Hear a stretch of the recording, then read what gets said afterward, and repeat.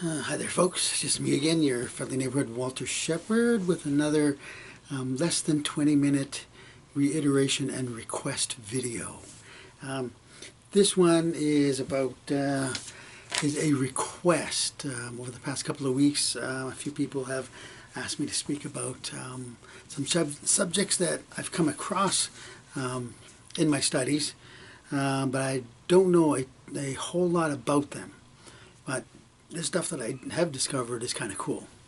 Anyway, somebody wanted to know about the throne room, and somebody asked about the 144,000, and somebody else asked about the pre-trib. So I will get to them in that order. As for the throne room, it wasn't specified whether it was the throne room that's in heaven right now, or the throne room that will be on the new earth during the 1,000 years of peace. If it's the one that's on the new earth during the 1,000 years of peace, then it is going to be an amazing sight. Let me just start by saying that after Armageddon, after the tribulation period, and before the 1,000 years of peace, God is going to reshape the planet. I've talked about that before, how He's going to do it.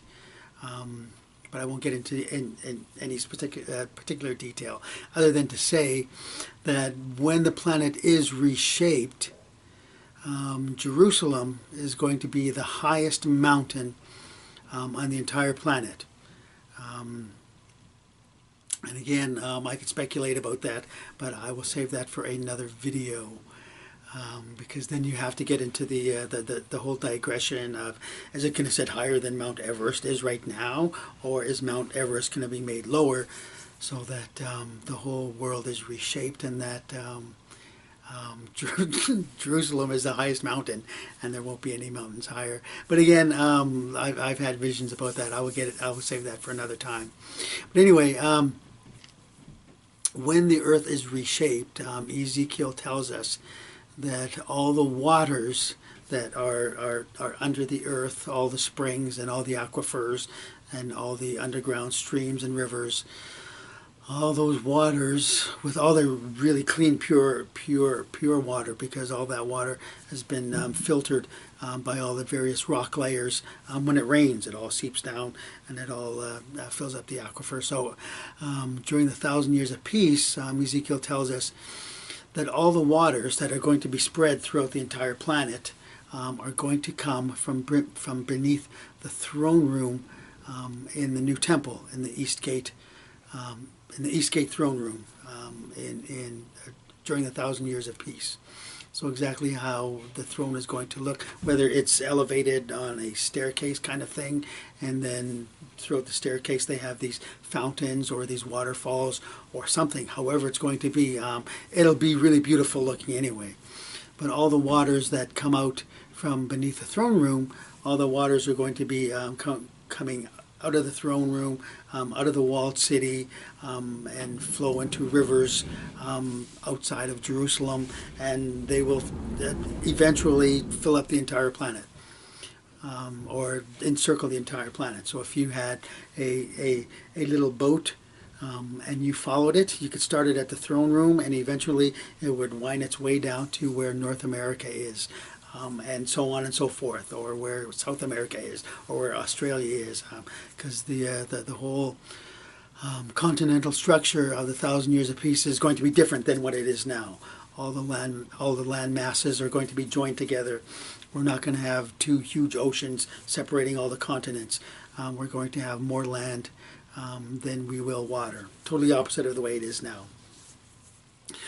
So that's the throne room. It's going to be very, very extremely beautiful too, because the Bible also tells us that any gold or precious stones or gems that are found during the 1,000 years of peace are going to be taken to Jerusalem, and it's going to be used to adorn the walls.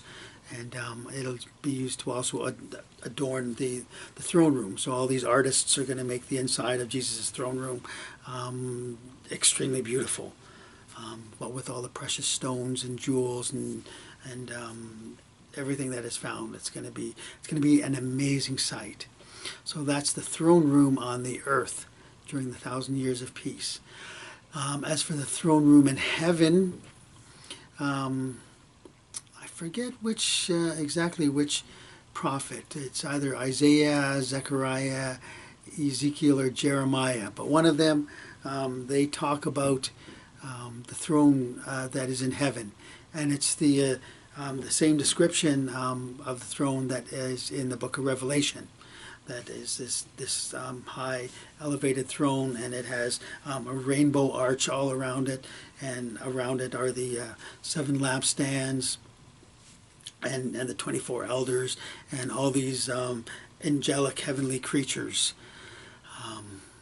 Again, that's basically all about that I know, is that the throne room that's in heaven is described in both the Old and the New Testament. So again, if you want to get into more detail about that, you can just Google it.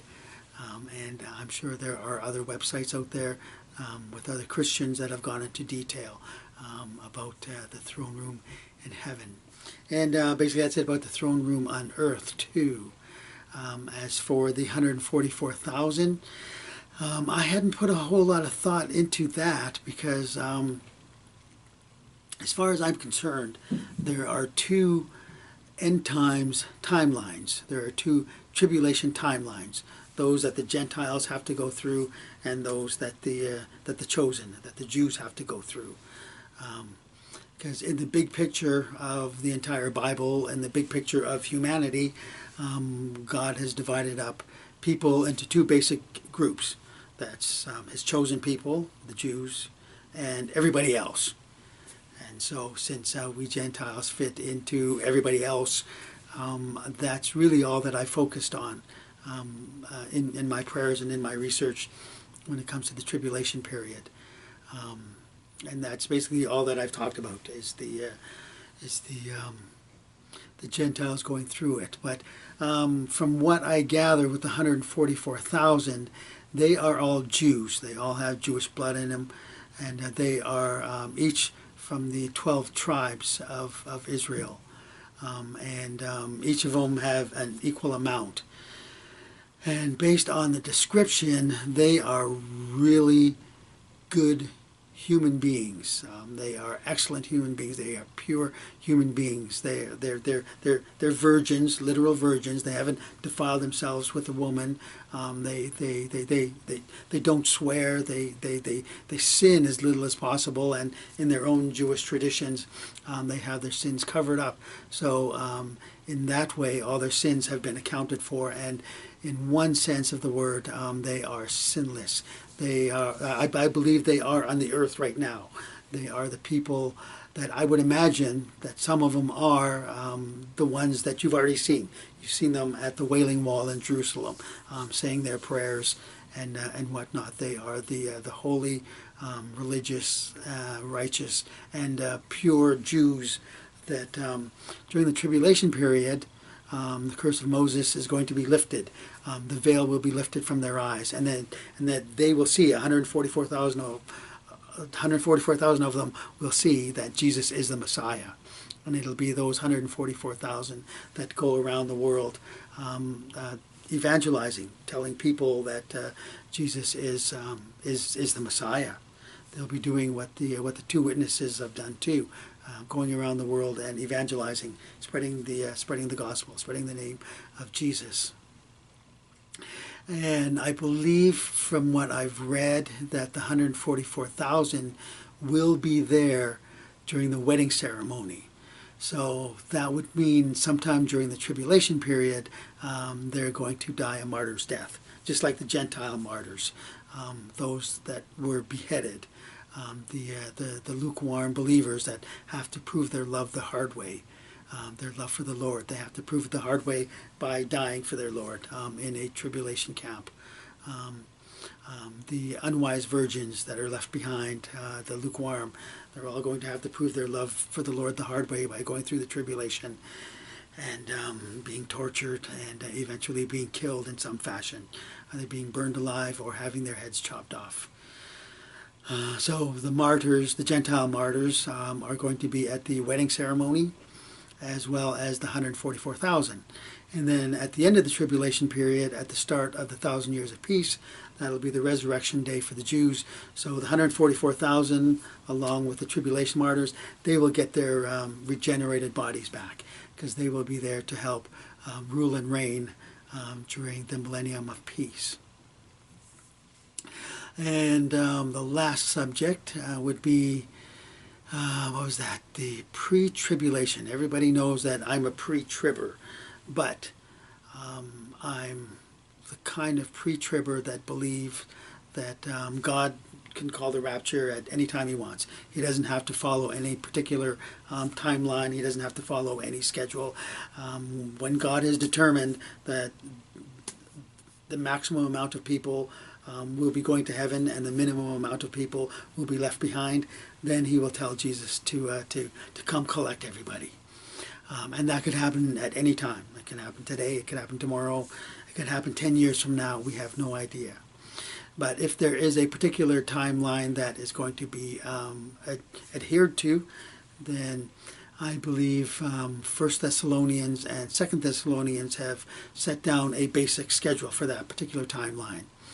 In which case, we, people that are alive right now, you Christians out there, we are going to see the rise of the Antichrist. We are going to see the Antichrist on the global stage. And he is not going to come off as being somebody evil. Everybody always assumes that the Antichrist is going to show up as this evil dictator that's going to take over the world with an iron glove and steel boots. And he's not. The Bible is quite clear that everybody is going to fall in love with the Antichrist when he shows up. The whole world is going to say, this is a perfect guy. He has all the answers. He brought peace to the Middle East. He ended the war on terror. The whole world is at peace. So everybody's going to fall in love with the Antichrist. But when they do, that's when they're going to declare him the world leader. And after he becomes a world leader, that's when he takes the nice guy mask off. And then halfway through his rule, that's when he takes over the temple in Jerusalem. And that's when he declares himself God. But when he first shows up, he's going to be charming, a very beautiful, handsome, charismatic guy that everybody's going to fall in love with. He'll have all the answers to all the world's problems, the economy, the world situation when it comes to peace and war, and when it comes to settling all the religious debates. He'll create the one world religion, the one world economic system, the one world government, of which he will be the one world leader. And everybody will love this guy. And all you Christians out there that say he's the Antichrist, he's the one we're talking about, everybody's going to say, oh, you're just being a hater. Why you're being such a downer? But we will know, because we're waiting for this charming guy to show up.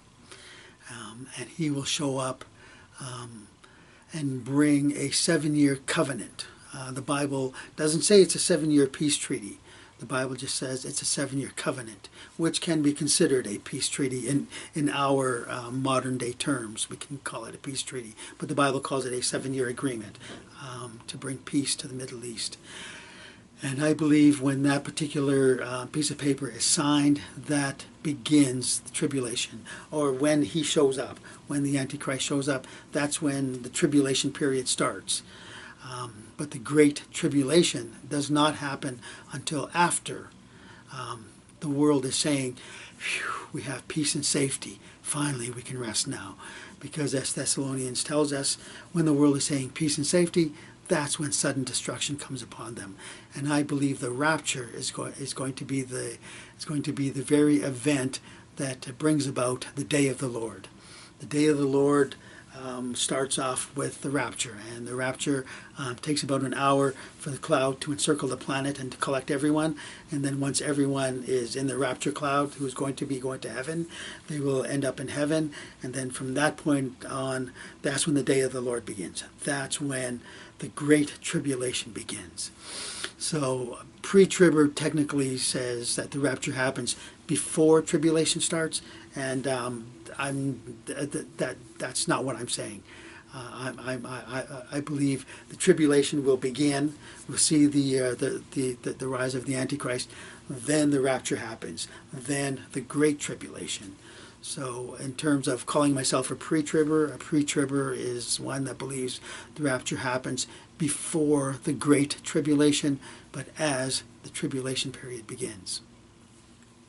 So anyway, that's that. The throne room, the beautiful one that's going to be on the earth during the 1,000 years of peace after the tribulation period. The throne that's in heaven right now, that's above the sea of glass, that's described by the prophets of the Old Testament, and that's described in the book of Revelation. A beautiful throne of which you will see. And what else did I talk about? Oh yes, the 144,000, the Jewish evangelists from the 12 tribes. They will be out and about during the tribulation period, the Great Tribulation period, because they will have the seal of God on their forehead. So they will be around when the locusts are let loose. But the locusts will not bother them, or they won't bother any of the left behind Christians, because they will have the seal of God on their forehead. So those that are left behind will see some of the amazing things that are in the tribulation period, but they won't be bothered by the wrath of God. And I see by the time on the screen that my time is up. So that's it. The throne room, the 144,000, and my view on pre-tribulation. That we're going to see the Antichrist. We'll see the start of the tribulation period, but we will not be here for the Great Tribulation. Revelation 3:10 tells us that the Lord says, you've been patient and you've endured, so I will spare you from the great temptation, from the great test that's about to come upon all of mankind to test the whole world. So we're going to be avoiding that temptation, that test. And the same kind of temptation that Jesus went through when Satan tempted him. He was tempted to bow down to Satan, but Jesus did not give in to that temptation. So the Christians that are going to be left behind will be tempted to bow down to Satan rather than go through the horrors of being tortured and becoming a martyr. So Revelation 3:10 says the wise virgins are going to be spared that, while the unwise virgins are going to have to endure that to become the beheaded martyrs. So anyway, that's that. For that little speech. If you have any other requests that you'd like me to rant on about, just put them in the comment sections. If I've missed any so far, forgive me. There's been a lot of comments and I can't always take the time to read every single one of them, but I try to. So I guess that's about it. So take care, stay in prayer. We will see you in Jesus' kingdom somewhere over there, and I'm sure we're going to see a lot of you somewhere up in the air. Alrighty, see you at the Eastgate meetup, and remember, Jesus rules.